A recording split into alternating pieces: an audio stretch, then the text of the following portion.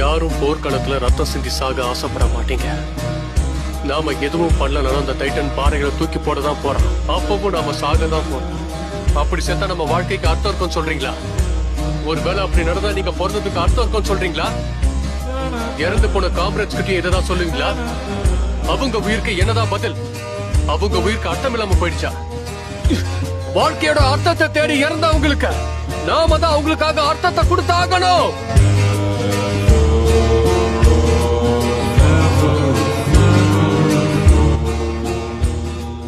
இந்த உலகத்திலேயே எதை நான் ரொம்ப வெறுக்கிறேன்றது உங்களுக்கு தெரியுமா? கண்ணாடியில உன்னோட முகத்தை பார்க்கும்போது உன் மேல உனக்கே கோவம் வரல. இப்படி குழந்தை மாதிரி நடத்துக்கிற உன்னை நான் எப்படி நம்புறது?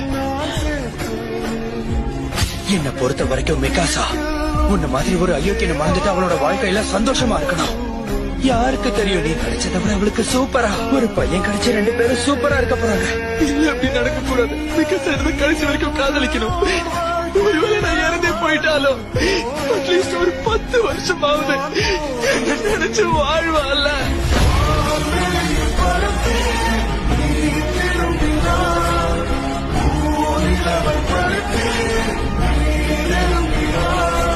நாம வெறுப்ப பயன்படுத்திக்கிட்டோம், அதை விதைச்சு வளர்க்க ஆரம்பிச்சிட்டோம்.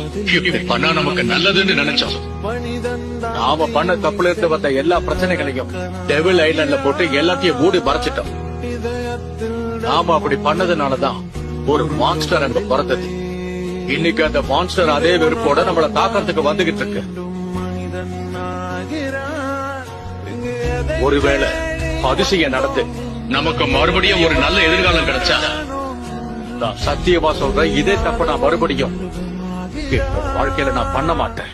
நான் யார் இறைவா, விடைத்தாய் இறைவா, நான் யார் இறைவா, பதில் சொல்ல மன்ன வருவாயா, நான் யார் இறைவா, விடைத்தாய் இறைவா.